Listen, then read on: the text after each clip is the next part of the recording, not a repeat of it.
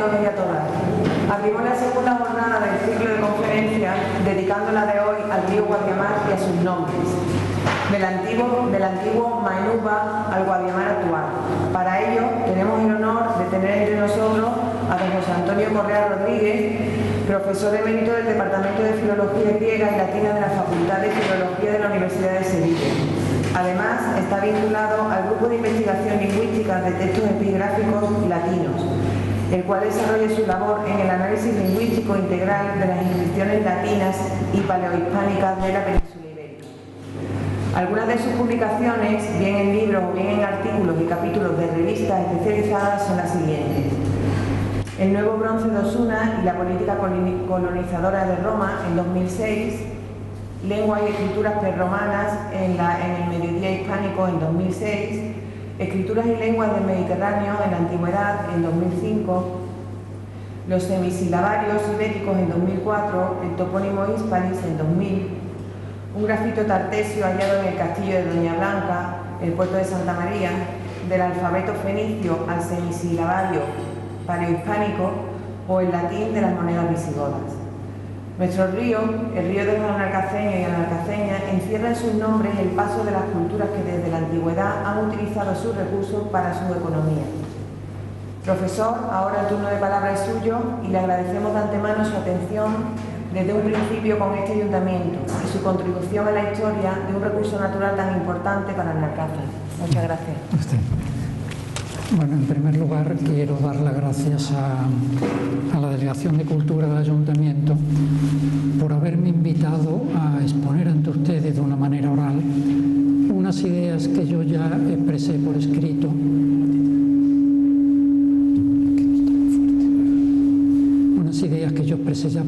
hace unos años en una revista que publica la Universidad de Sevilla. Se trata de lo siguiente. Del río Guadiamar conocemos tres nombres.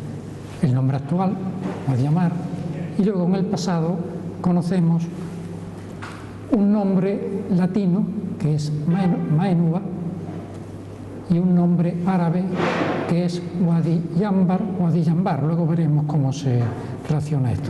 Por tanto, tenemos tres nombres. Todo el mundo acepta que es muy fácil pasar de la forma árabe a la castellana, de Guadiyambar pasar a Guadiamar, ¿no? Pero nadie ha propuesto que se pueda pasar de la forma antigua, Mainuba, a la forma árabe, Yambar, ¿no? Eso es lo que voy a intentar demostrar aquí. Es decir, con otras palabras, yo lo que intento es cambiar el título de la charla. Y en vez de ser los nombres del Guadiamar, que se convierta en el nombre del Guadiamar. Para esto lo que tenemos que hacer en primer lugar es ver los testimonios que en el pasado ha habido del río. Les adelanto que el nombre Mainuba no es latino, el nombre Mainuba es prerromano, lo lógico que sea tertesio-turdetano, ¿no? Por la zona en que nos encontramos. La forma Mainuba es la latinización, la conversión al latín del nombre indígena, del nombre prerromano.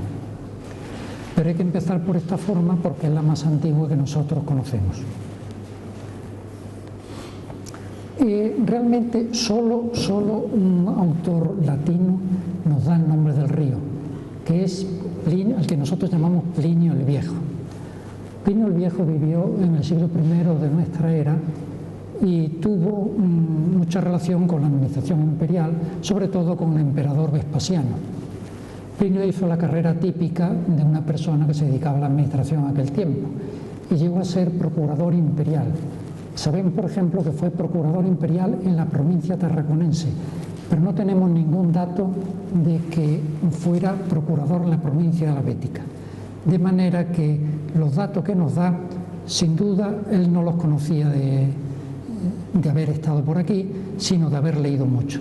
Porque Plinio es una persona que se pasó toda la vida leyendo, constantemente leía, anotaba y extractaba pasajes, etc. Escribió bastante, pero hasta nosotros solo nos ha llegado una obra, la que se llama Historia Natural, que es una especie de examen de todo el mundo conocido en su época, fundamentalmente el mundo romano. Pues bien, dentro de esta obra Historia Natural, que tiene 37 libros, en el libro tercero comienza la descripción de las diversas provincias del Imperio Romano y comienza precisamente con la provincia bética.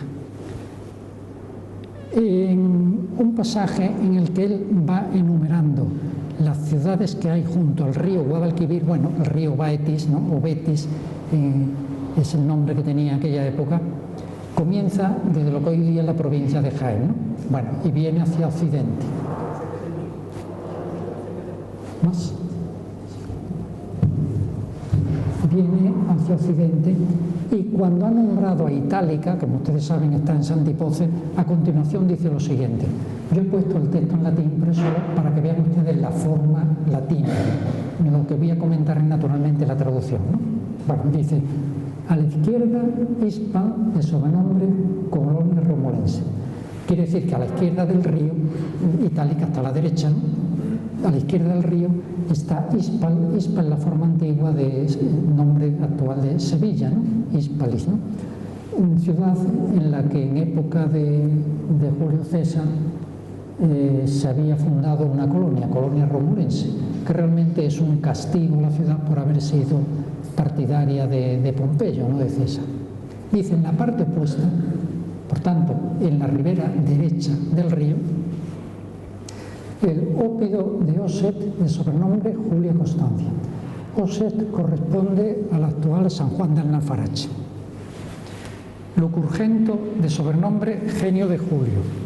Bueno, aquí se ha equivocado Plinio, porque Lucurgento, por lo que sabemos hasta ahora, estaba situada en lo que ahora es la base aérea de Morón de la Frontera, en el término municipal de Araal, ¿no?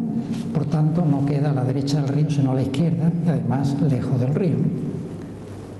Oripo, tampoco Oripo está a la derecha del río, sino a la izquierda, porque está en Torre de los Herberos, en Dos Hermanas. Caura sí, porque Caura es Coria, por tanto queda a la derecha. Siaro, de nuevo se equivoca, porque Siaro está a la izquierda y además bastante lejos del río, ¿no? En el término de Utrera, ¿no? Y lo que nos interesa a nosotros, y el río Menua, que confluye por la margen derecha también él, es decir, que él está hablando de la margen derecha. ¿Por qué se ha confundido Plinio con varias de estas ciudades? Pues probablemente porque esto lo está viendo él en un mapa, y en el mapa no debía estar esto muy claro, los nombres puestos, ¿no? Por eso se confunden. Pero lo que no hay duda es que el Menua es el río Guadiamar, ¿no? Que es el último afluente del Guadalquivir. En la misma obra, en párrafo siguiente, de nuevo nombra el río. Ahora lo que está haciendo aquí Plinio es nombrando las ciudades que hay junto a los dos grandes afluentes del Guadalquivir que él cita. Primero cita el río Genil, y digamos cuya ciudad principal es Asti, es decir, Écija, y luego cita el río Guadiamar, ¿no? Bueno, dice: junto al río Ménuba, también el navegable, no lejos están asentadas Olóndige, Lelia y Lástige.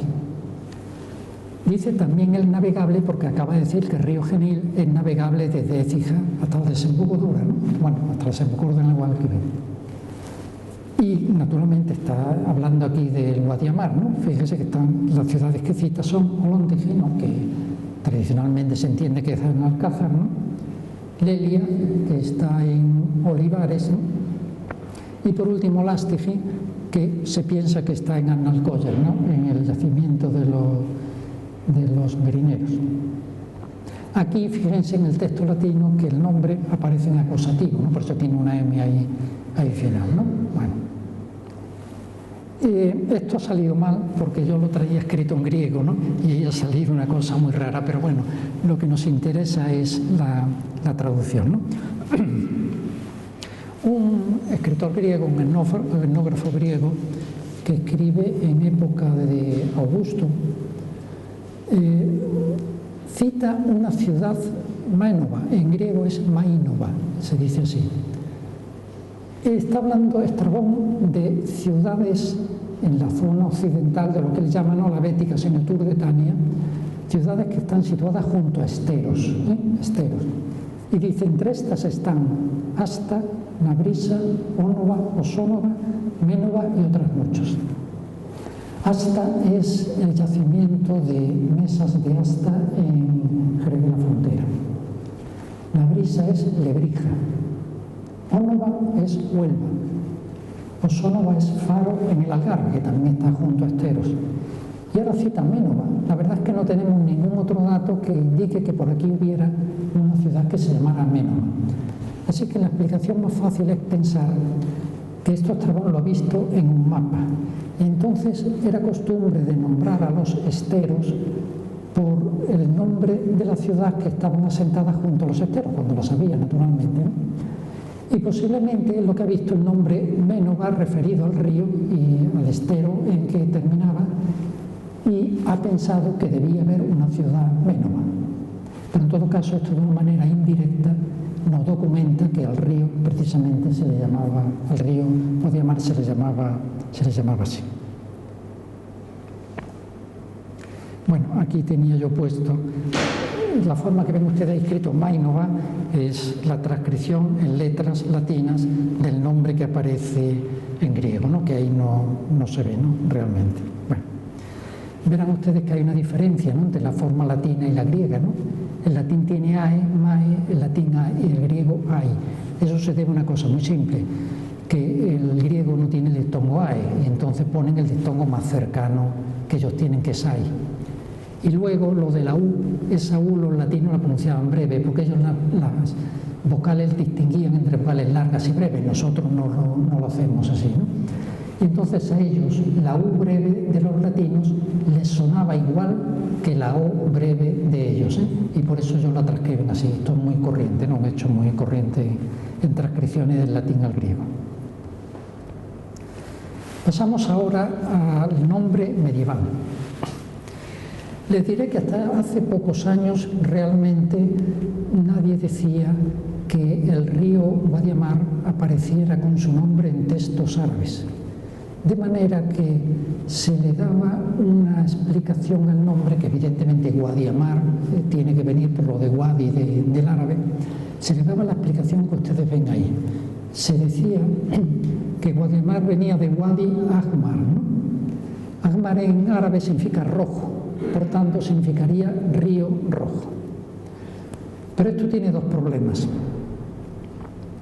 Uno es que el nombre, si fuera plenamente árabe, es decir, las dos palabras árabes, ahí en medio tendría que estar el artículo árabe, o sea, tendría que haber sido Wadi al-Ahmar, que habría dado en castellano o bien Guadalimar, que ahí viene el nombre de ese río, pues último término, Guadialambra o algo así, ¿no?, el río rojo.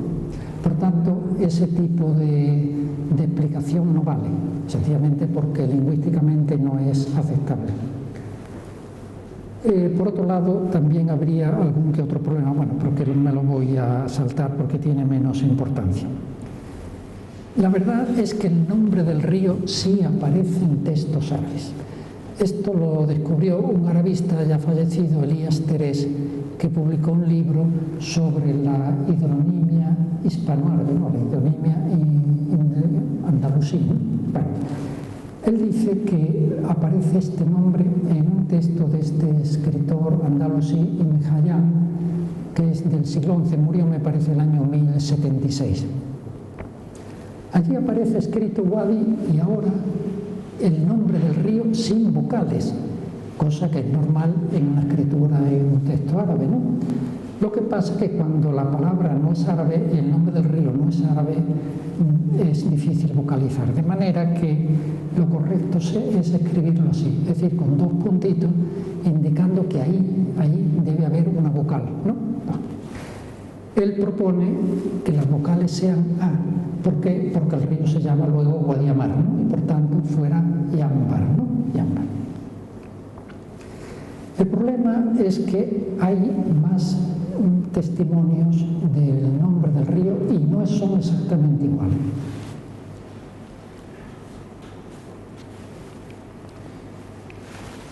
En un glosario de términos de botánica que hizo un escritor andalusí cuyo nombre se ignora, y que es posterior al de la obra de Ibn Hayyam, es decir, de comienzo del siglo XII, cuando está hablando del distrito de Sevilla y de Sanlúcar, cita este nombre. Evidentemente, este Wadi Imbar es el nombre del río Guadiamar, pero fíjense ustedes que es un poco distinto del anterior, ¿no? Y en ese mismo libro aparece una segunda forma, Wadi Ambar, donde no dice que sea del distrito de Sevilla, porque está hablando de plantas, no de nombres de plantas. Está hablando exactamente de nombres romances de plantas que se utilizan en árabe. La está explicando, ¿no? Y dice, la frase dice algo así como entre nosotros, lo cual es muy amplio, ¿no? Porque Al-Ándalus era todo el territorio ocupado por los árabes en ese momento, ¿no? No exactamente la zona en que nos encontramos, ¿no? Sino mucho más amplio. Bueno. Y luego hay otro testimonio que no documenta este arabista que les he citado, pero que evidentemente se refiere al río Guadiamar, porque precisamente hay una descripción anónima de Al-Ándalus, también de comienzo del siglo XII, donde se dice que Adnalcázar está situada junto al río. Bueno, y ahora esto es como lo leen los arabistas, de nuevo están puestas las vocales que no aparecen en el texto árabe, ¿no? Entonces leen Nabra, que es bastante distinto a lo que hemos visto hasta ahora, ¿no? Pero que no cabe la menor duda que ahí se ha querido nombrar el Guadiamar. Entonces, fíjense ustedes, en la época árabe tenemos 4 formas. Yambar, vamos a leerlo así, Imbar, Ambar y Nabra. Si se fijan bien, lo que tienen en común las 4 formas son las consonantes N, B, R.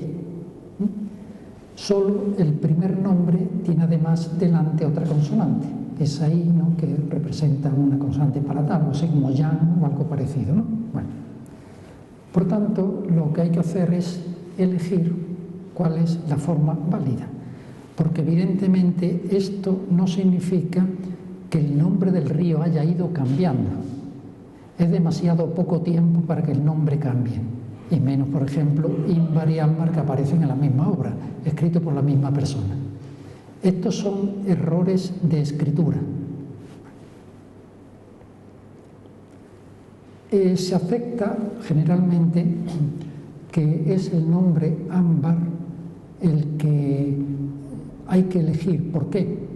Porque luego nos encontramos Wadi Ambar, en castellano bataguada, Wadi Amar, y de Ámbar a Amar es fácil pasar, Eso de que tiene B a M es corriente, como luego diré.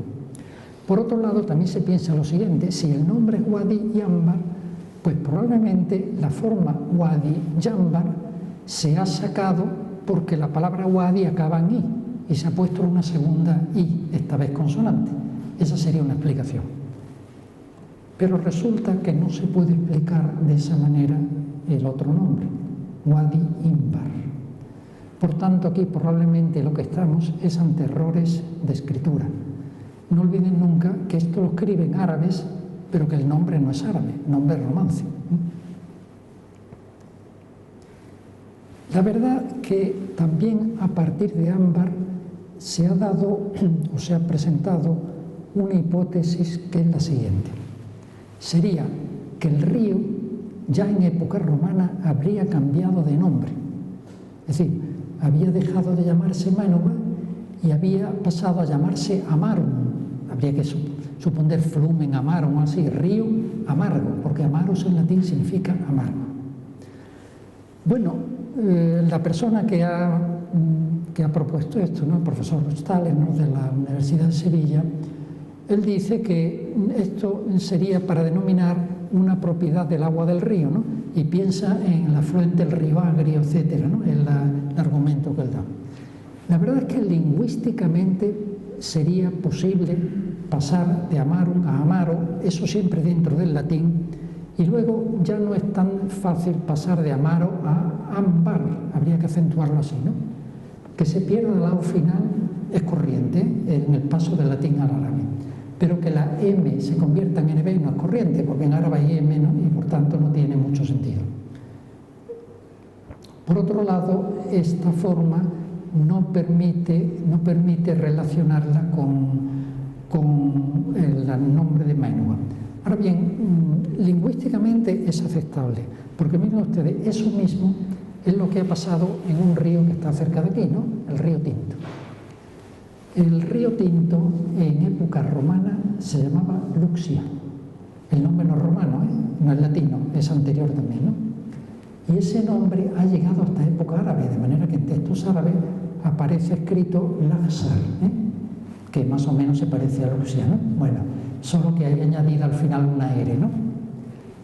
Pero los testimonios son de la Edad Media e incluso testimonios árabes que dicen que la gente le llama tintus, es decir, teñido, que eso es lo que significa en latín tintus, ¿no? Que alude naturalmente al color del río. Por tanto, esto quiere decir que realmente dentro de una misma lengua, no voy a cambiar de lengua, un río puede cambiar de nombre, porque el río Tinto lo ha cambiado, ¿no? Pero eso no permite, como les digo, explicar el nombre que nosotros tenemos posteriormente, río Guadiamar. Por tanto, volviendo a estas cuatro formas, creo que la mejor para poder explicar que el río no ha cambiado de nombre es la primera de las cuatro, que es precisamente la que acepta el arabista Elías Terés, que es el que estudió estas formas en árabe. Por tanto, esa es la forma de la que hay que partir para enlazar Mainúa como Jambar, ¿no? Bueno. Y en concreto, según el hábito árabe, poniéndole delante el nombre común, Wadi, río, ¿no? Vamos a comenzar entonces qué es lo que ha pasado con la forma latina.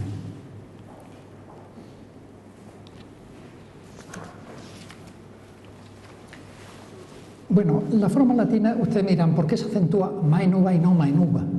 Bueno, porque es una formación de la cual conocemos otras palabras de cuyo acento tenemos documentación antigua y lo sabemos. La más fácil de citar aquí es Córdoba, la ciudad de Córdoba. El acento es Córdoba y todavía hoy día el acento va en la primera sílaba. Esta forma Mainúa es del mismo estilo, ¿no? Y por tanto el acento iba en la primera sílaba. Y eso significa que la sílaba nu, que es la penúltima, tenía que tener la vocal breve, porque si la tuviera larga se acentuaría ella. Bueno, lo digo esto porque luego esto hay que manejarlo para otra cosa. ¿Cuál es el primer cambio que sufre dentro del latín? Primero, el diptongo AE se convierte en E, pero una E abierta, ¿no? O sea, el tracito que le he puesto ahí abajo, que es una E, algo así, ¿no? Mainúa. ¿Cuándo sucede eso? Pues mire usted, en la época de Plinio ya la mayor parte de la gente ya no pronunciaba AE sino E. Lo que pasa es que en la escuela se enseñaba que había que escribir AE y durante siglos se ha seguido escribiendo AE, ¿no? Pero la pronunciación ya entonces era E. El paso siguiente es que la U breve se abre en O. Eso también es un hecho general en latín. Lo que pasa es que no es de época de Plinio, sino posterior. Aproximadamente hacia el año 400 ese uso ya estaba generalizado, ¿no? Ya todas las palabras que tenían U breve se pronunciaban con O, aunque se siguieran escribiendo con U. El asterisco que yo le voy poniendo a la forma es que esas formas no están documentadas en textos, sino que son reconstrucciones, ¿eh? El paso siguiente ya es más complicado. Como el acento va sobre la E y la E es abierta, esa E se convierte en IE, que es átona, no se acentúa Ménova, desaparece. Es decir, Ménova se convierte en Miemba. El problema es cuándo ha sucedido eso. Esto probablemente ha sucedido al final de la antigüedad, es decir, en época visigoda, aunque hay muy pocos testimonios escritos de que se pronunciara ya IE. Sin embargo, se acepta que ya la gente pronunciaba la E abierta tónica, la pronunciaba IE. Por tanto, esa es la forma que podemos suponer que tenía el hidrónimo pues, a finales del siglo VII, es decir, poco antes de la llegada de los árabes. El último cambio es el más raro, porque todos los cambios que yo les he dicho hasta ahora son corrientes. Hay muchísimas palabras en latín que tienen estos cambios. Por ejemplo, el primero del diptongo ie. La palabra latina caelum se convierte en cielo. Nosotros decimos cielo, etcétera, ¿no? O sea que eso es corriente. Ahora, este último cambio no es corriente, pero existe. Es que cuando una palabra comienza por una nasal, la M es una nasal, y luego le sigue otra nasal dentro de la palabra, puede desaparecer la primera. En fin, Menéndez Piedal, ¿no?, que estudió esto, pone nombres propios que se da este cambio. Hay uno que es, por ejemplo, muma se convierte en uma, desaparece. Entonces, yo creo, y esto es una hipótesis mía, claro, que la M inicial ha desaparecido y que lo que oyeron los invasores árabes era yemba. Eso es lo que ellos oían. Y entonces lo adaptan de la siguiente manera. Como en árabe no hay más que 3 vocales, la I, la U y la A, naturalmente la E no la pueden escribir. No digo que no la puedan pronunciar, sino que no la pueden escribir. Y entonces una de dos, o la escriben como I o la escriben como A. Es más fácil que la escriban como A y la pronuncien como A porque le precede una I que se ha convertido en consonante. Es decir, que el yemba en boca de un árabe se convierte en yamba o algo así. Y luego la R final la han añadido ellos, lo mismo que, si recuerdan antes, el nombre del río Tinto, que era Luxia, se convierte en Laxar, con una R final. Ese es el cambio que hacen. Y luego, por último, de Wadi Yambar, con el acento tal como yo lo estoy haciendo, ha tenido que salir Wadi Amar, o dicho de otra manera, todo lo que yo estoy aquí explicando es verdad si el acento iba en la primera, en la segunda A, si era Guadiamar, no si era Guadiamar, porque entonces si era Guadiamar, o sea, si se pronunciaba Yambar, no se puede relacionar con el maino anterior, no vale todo nada de lo que he dicho. Entonces, claro, ahora lo que hay que hacer es demostrar que el nombre del río ha sido antes Guadiamar y luego ha sido, como ahora, Guadiamar, ¿no? Pero me queda indicar algún cambio, ¿no? Bueno, Wadi se convierte en Wadi en castellano, eso es un hecho general, ¿no? Y luego la NB se convierte en M. La NB se pronunciaba ahí MB, pero eso es un hecho corriente.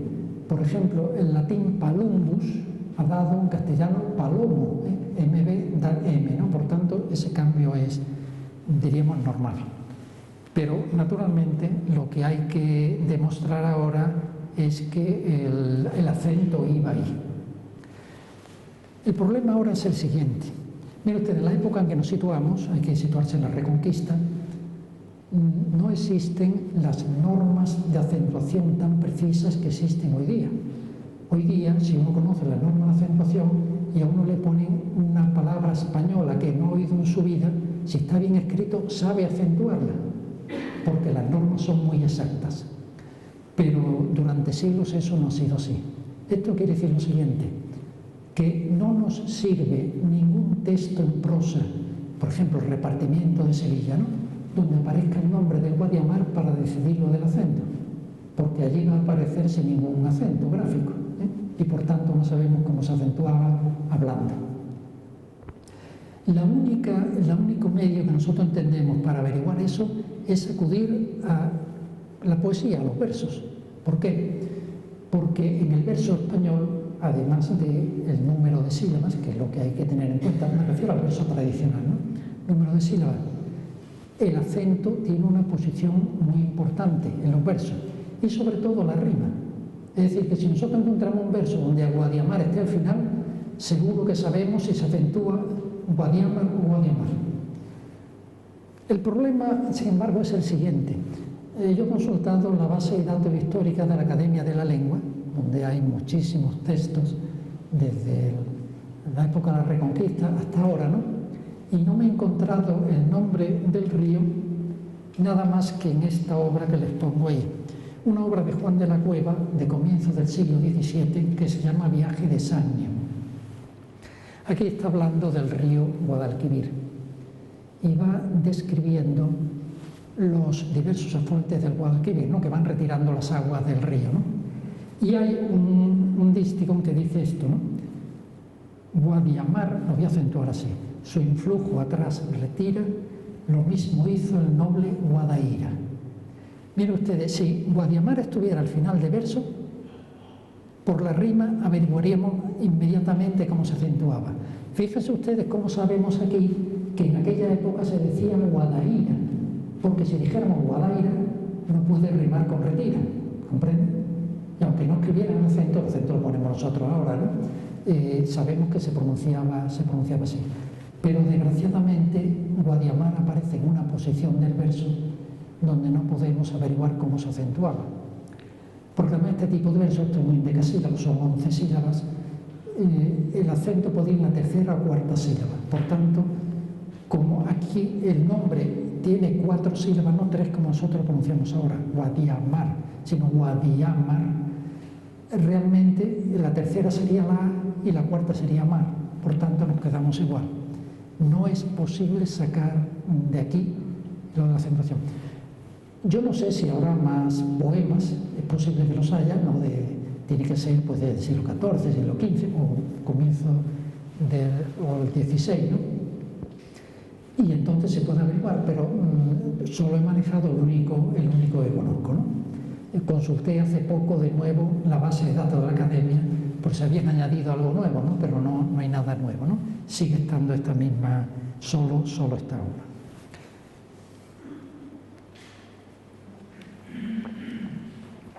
Ahora bien, no porque yo sea latinista, ¿no?, de profesión, sino porque da la casualidad, hay 2 poemas latinos del Renacimiento que, en mi opinión, nos sirven para demostrar que en esa época el río se nombraba o se acentuaba Guadiamar, no Guadiamar. Vamos a verlo. El año 1570 el rey Felipe II vino a Sevilla y entonces se adornó la ciudad entera, se pusieron estatuas, etcétera, y sobre los sitios adornados pusieron leyendas de acuerdo con el uso de la época en latín, ¿no? Bueno, y le encargaron esto a un humanista sevillano, Juan de Manlara. Se publicó un libro después, ahí tenemos todas las leyendas que ponemos. Bueno, en un lugar se puso una estatua de un anciano que representaba al pueblo de Castillo de las Guardas. En la obra pone Castil de las Guardas, ¿no? Castillo de las Guardas.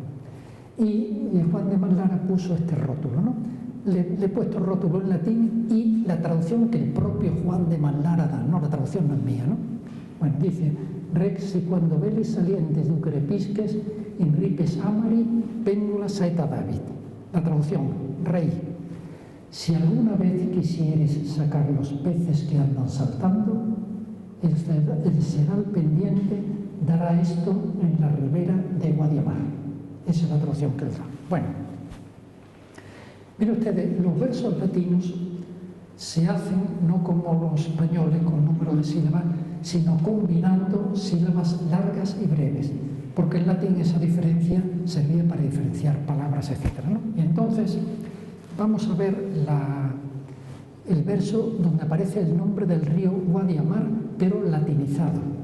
Dice: in ripis amari péndula saeta David. Bueno, ahí debajo he puesto la estructura métrica, pero yo quiero que se fijen en el nombre amari genitivo.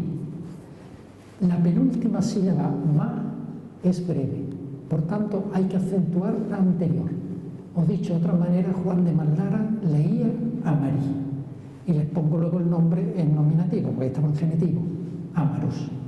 Por tanto, él lo que pronunciaba era Guadiamar y no Guadiamar. Hay otro testimonio que es aparentemente posterior, pero puede que sea más o menos de la misma época. En principio de 75 años después. Un erudito de Sanlúcar la Mayor le escribió el 2 de marzo de 1644 una carta al humanista Rodrigo Caro, ¿no? Entonces, en esa carta le dice,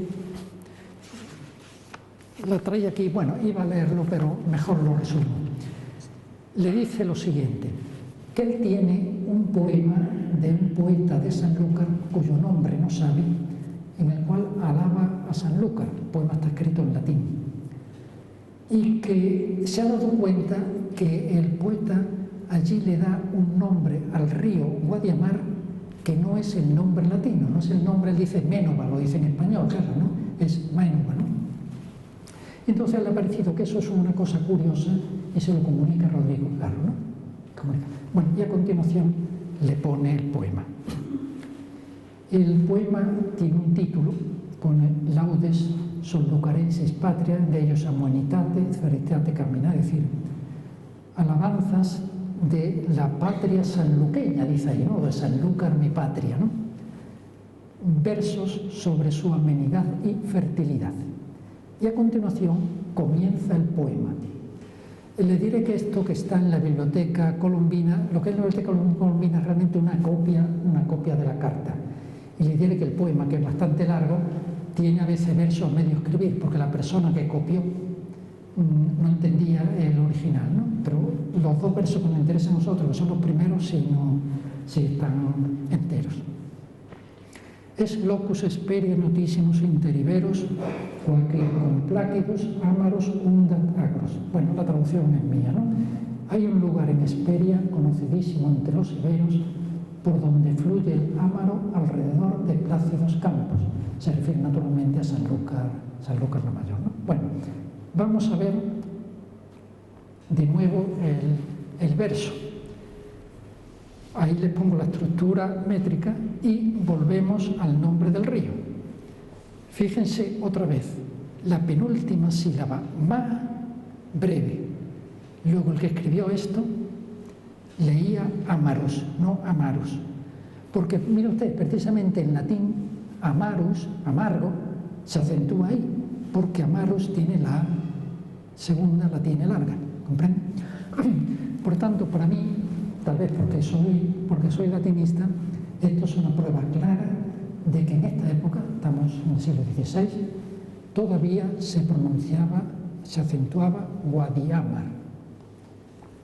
¿Cuándo ha comenzado a decirse Guadiamar? La verdad es que no lo sé, ni sé la causa. Es posible que haya influido lo de mar o algo así, ¿no?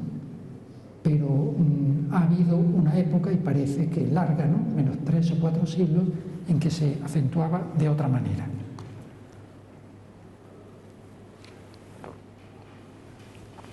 Volviendo al principio, les diré que realmente en época antigua ha existido otro río Maénova en la Bética, y del cual hay más testimonios que de este, ¿no? Ese río está en la actual provincia de Málaga, y es el río Vélez. Mire usted, el propio Plinio dice, está enumerando las ciudades que hay en la costa de la Bética. Entonces va desde el estrecho hacia oriente, y después de Málaga dice lo siguiente, Dei Maénova confluvio. A continuación, Maénova confluvio quiere decir con el río del mismo nombre, el río homónimo. El río es el actual río Vélez, y la ciudad probablemente es un yacimiento que hay en la desembocadura del río, en la margen izquierda del río. En la derecha lo que está es una ciudad fenicia. El nombre de esa ciudad lo da también Pomponio Mela, que era un geógrafo de la zona, ¿no? Lo da Ptolomeo, Maénova, e incluso un itinerario tardío, un itinerario de Antonino, que es aproximadamente entre los años siglo IV, en 300 a 400, ¿no? Pues lo escribe así. Fíjense, aquí ya no escribe AE, sino E. Y luego la U es que en esa época, cuando va entre vocales, se pronuncia B, y por tanto la U está por B, o sea, se lee Maénova. Cito esto porque creo que esto lo que demuestra que el término Maénova es prerromano y debía ser un nombre común de la lengua indígena que se hablaba aquí y que se hablaba también por toda la Bética, ¿no? Por tanto, también en la zona de Málaga. Esa lengua, lógicamente, debe ser el tartesio turdetano, ¿no? Nosotros, la forma que tenemos es la forma latina, latinizada, mainuba. ¿Cómo sería la forma prerromana? Yo pienso, en fin, por razones que no voy a explicar aquí, pues son un poco complicadas y aburridas, ¿no? Que lo probable es que fuera mainuba. Y entonces, si eso es así, se puede intentar comprender qué significa. Pero claro, para hacer eso con una cierta seriedad, no inventando las cosas, hay que acudir a otras lenguas. Entonces ha habido un investigador español, profesor Villar, ¿no?, que sabe mucho de estas cosas, ¿no?, que él sostiene que este nombre es de una lengua que es de una familia llamada indoeuropea, es decir, una lengua a la cual pertenecen el latín, el griego, las lenguas germánicas, las lenguas eslavas, el indio, el etita, etcétera, muchísimas, ¿no? Claro, con todas esas lenguas se conocen muchísimas palabras, ¿no? Y en concreto él dice esto, que es un compuesto de maino, que significa encharcado o pantanoso, y de uva, que significa agua. Es decir, que mainuba significaría agua pantanosa o agua encharcada. Bueno, esto supone que esa lengua sería de la naturaleza que él dice. Yo sinceramente creo que eso hasta el día de hoy no está probado, ¿no? Y le pongo aquí solo a título de curiosidad, pero no sostengo que eso sea así. En todo caso, si la forma prerromana era mainuba, lo que ha hecho el latín es una cosa muy sencilla. El diptongo ai lo ha convertido el latín en ai porque es el diptongo que hay en ese momento en latín. El latín ha tenido diptongo ai, pero en época anterior, ¿no? Ai. Y naturalmente el acento en la forma prerromana ha debido ser mainuba, ¿no? Se convierte en mainuba. Y luego en latín la O breve se convierte por un hecho interno al latín. Lo mismo que el nombre de Huelva es ónuba o también ónuba, por ejemplo, ¿no? Y eso. Y en fin, con esto acabo mi exposición, con lo cual yo creo que el Guadiamar nunca ha cambiado de nombre. Lo único que ha pasado es que ha pasado por 4 lenguas: tartesio turdetano, latín, árabe y castellano, y que son muchos siglos y que lógicamente las palabras cambian hasta hacerlas prácticamente irreconocibles, ¿no? Nada más, muchas gracias.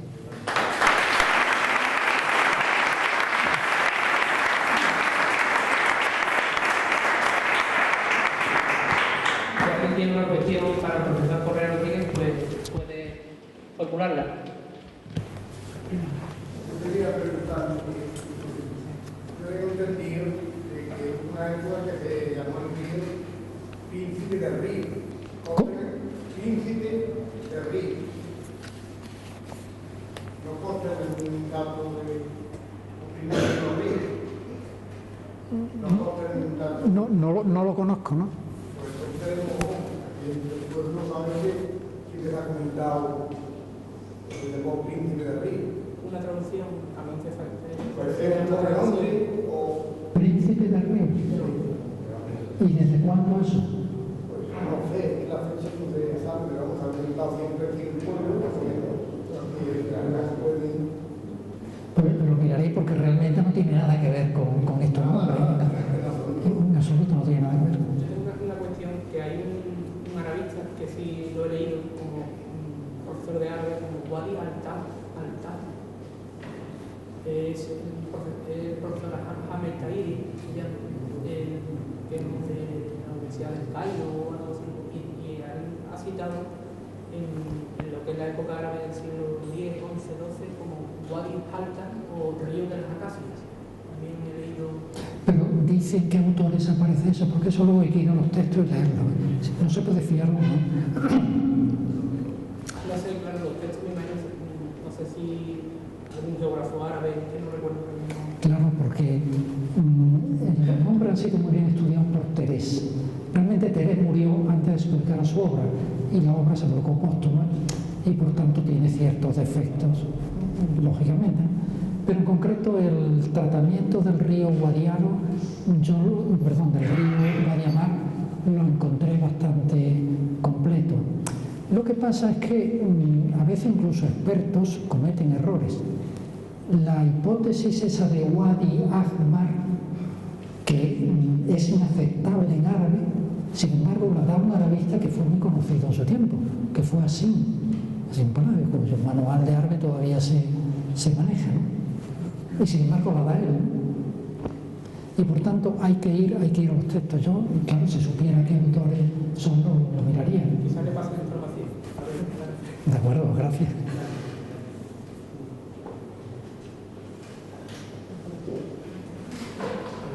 Pues nada, muchas gracias. La concejala de Cultura le va a dar un detalle al profesor Correa Rodríguez y seguimos mañana con la conferencia sobre el traje de flamenca. Pondremos unas imágenes antiguas del pueblo donde se han utilizado trajes de flamenca, romería de torres, cruces de mayo, etcétera. Y también nos vamos a poner un traje de flamenca de los años 40, seguido del pueblo, finales de los años 40, de los 50. Muchas gracias. Muchas gracias.